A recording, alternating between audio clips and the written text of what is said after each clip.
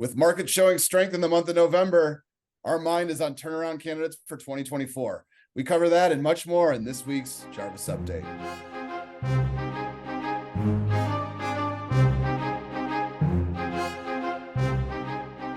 I'm Brian Dress, Director of Research here at Left Brain, joined as always by our CEO and Chief Investment Officer, Noland Langford. Noland, welcome back to the program. Thank you, Brian, and happy holidays to you and all our viewers.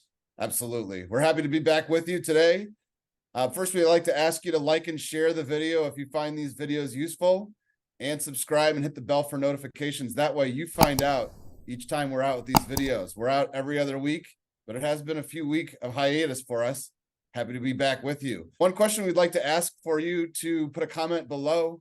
Are you planning to spend more or less this holiday season? Want to learn a little bit more about what your holiday plans are and what's going on economically. So put a comment down below. We'd love to interact with you. As we move out of earnings, markets are a little bit mixed.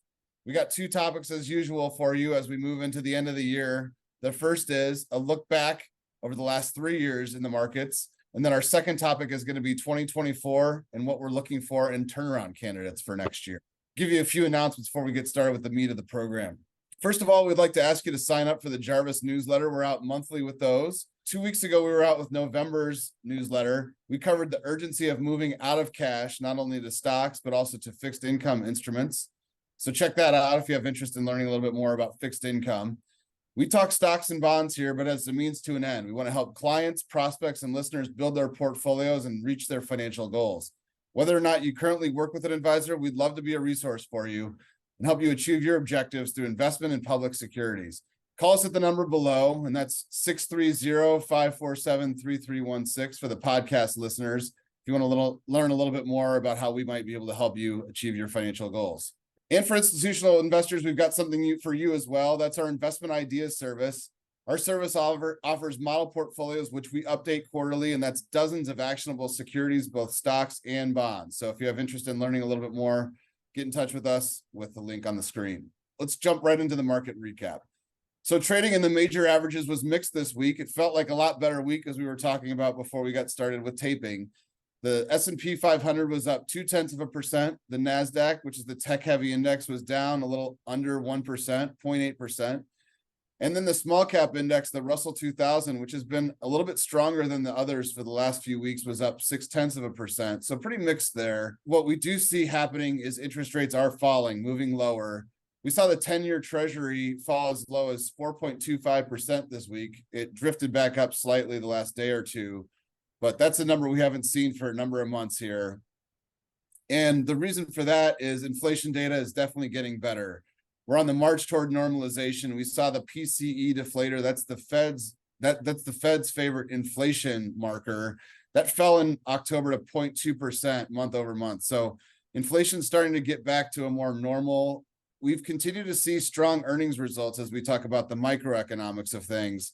This week, we saw strong reporting from Snowflake, SNOW, from Salesforce, CRM, from CrowdStrike, CRWD, and we also saw a strong report from Intuit, INTU. So Nolan, let's take all those data, throw it into a bucket, and get your thoughts. What are your thoughts about what we saw this week?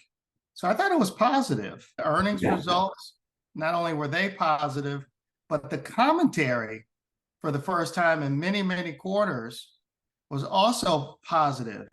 I think that's a good read into what's going to happen in 2024, at least from a fundamental standpoint. And more importantly, the stock reaction to those earnings releases was fairly positive as well, particularly as we enter 2024. We're in the Santa Claus rally season. The rally caps have been on all month.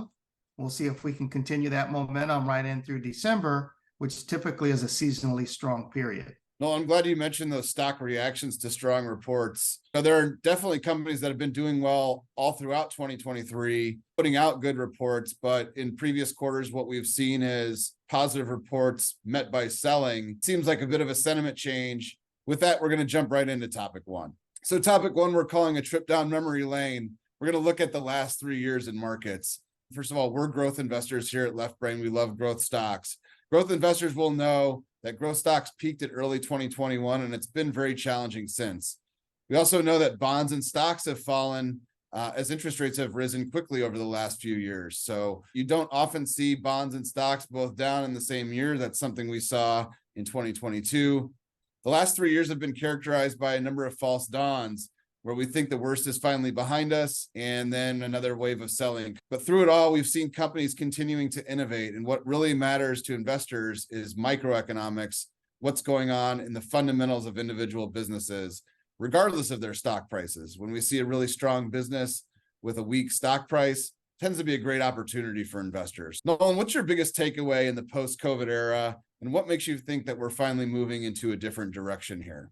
I sure hope so. We sort of been through the blender here the last few years post-COVID. You had the world stop. That had never happened before. And then you had the world do a pretty fast restart. And you had all these work from home stocks, digital transformation type businesses, work remote, and do business via the web businesses do very, very well in 2020, like historically well. Once we got the sense that people were back to work and the economy was normalizing and supply chains were thawing, then there was a huge reversal starting in 2021, where the last year's winners turned into real big post-COVID, post-stay-at-home, return to work losers. Now, you couple that with the fact that interest rates have risen from 0% to 5%, and that really clipped the wings of growth stocks. So it's a lot of things happening. And I didn't even throw in sort of the geopolitical, the wars that we've had and the political back and forth. And it's just been a series of challenges, but those are always there. I think the big one was the economy stopping, restarting, and interest rates really did a number on valuations.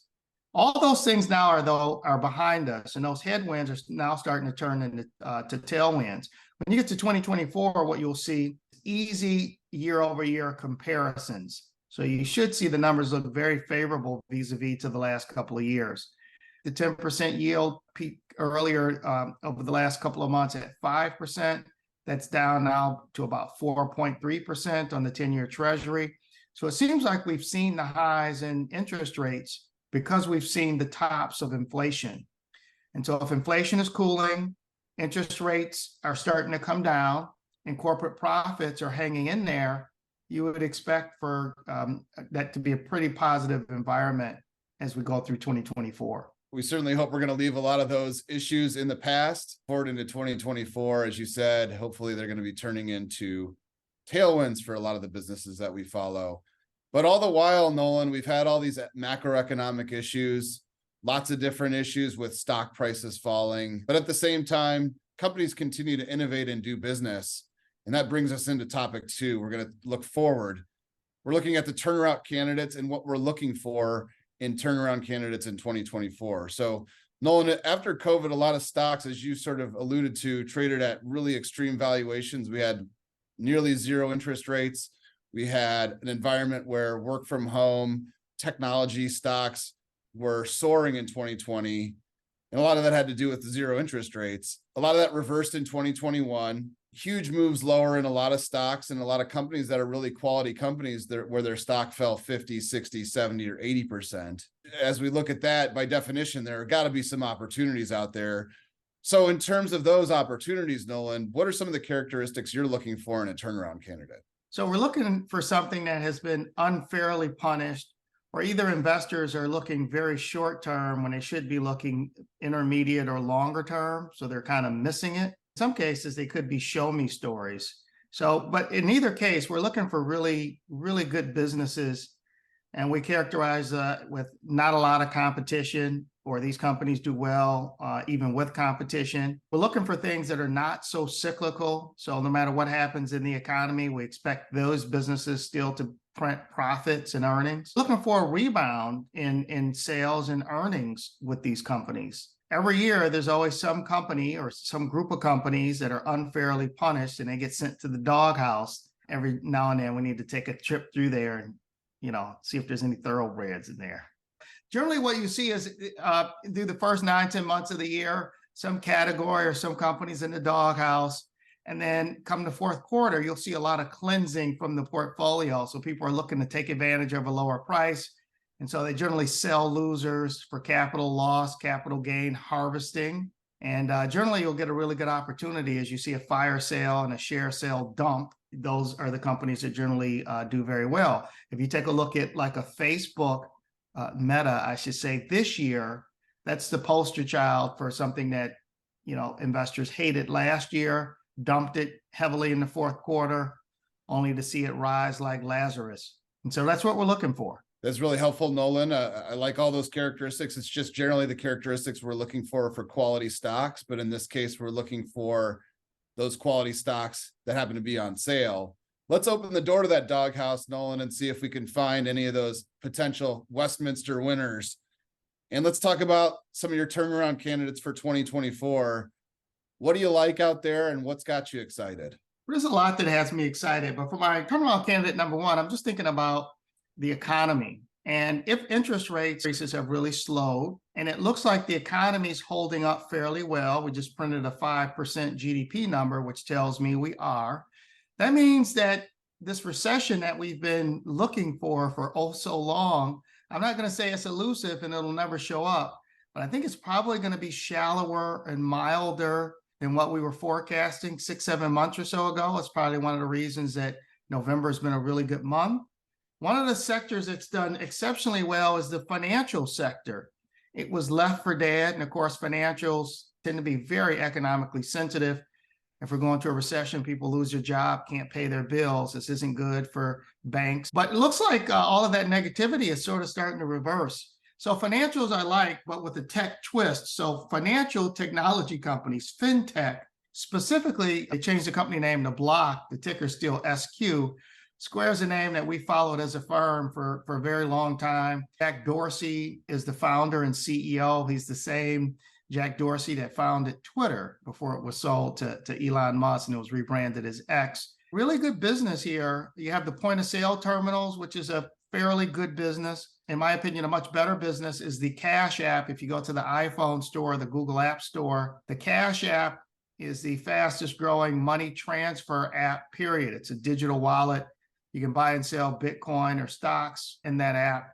And then a couple of years ago, they did an M&A transaction where they bought Afterpay, which is a buy now, pay later lender. But the shares they've really fallen from where they were a few years ago. And even this year, so far year to date, the business is still growing at 25% plus. There's no debt there. We think the growth continues for many, many years ahead. This banking goes from traditional to digital. And we think Square is going to be a winner. So this is a name that you can pick up. We think that they look really good. Of course, it's not riskless. There's always risk with these stocks. And here, if the economy tends to roll over, that won't be good. And also, they cater to the small and mid-sized businesses, so not the huge Fortune 500s. Smaller companies tend to be more economically challenged during a recession. So that's another risk. Given all of that, we do like the shares right now, and it is number one on my turnaround list for 2024. Excellent. Thank you for Block, the idea of Block, Nolan. We got enough time for one more of your turnaround candidates, so let's hear it. It's the holiday season. People are going to be spending time with family and friends, and they'll probably be traveling. And we know hundreds of thousands of them will probably be on a cruise ship somewhere. The largest cruise line operator in the world is Carnival Cruise Line. They control about 45% of the industry through their 9 brands and about 95 ships. Business was really devastated during COVID in 2020. It was a couple years we didn't travel, but they still had a huge cost from those ships idling. So they took on a lot of debt. But we're on the other side now. People are traveling, and they're traveling in droves. And so the occupancy surpasses what happened pre-COVID. The revenue per passenger is up. Free cash flows are up. They're paying off debt. And this is a stock that before the pandemic, all-time highs were somewhere in the 70 neighborhood, and the shares now traded about between $14 and $15 a share. So we think there's a huge opportunity here starting right away. So that's the next name on my turnaround list. For all of those who are interested, we are going to publish a full turnaround list. Reach out to us if you're interested in seeing it. And it's another reason to subscribe to our investment research ideas platform. Excellent, Nolan. So a couple turnaround candidates there for you, Block, SQ, and we've got Carnival Cruise Line, CCL. We're going to wrap it up here, Nolan. Thank you for being with us. Any final thoughts? Just happy holidays for everybody. You should be feeling much better. The economy is on a much better footing. We're looking for prosperity to continue in 2024. So happy holidays. Happy holidays to everyone. Thank you for being with us, and we'll see you again next time.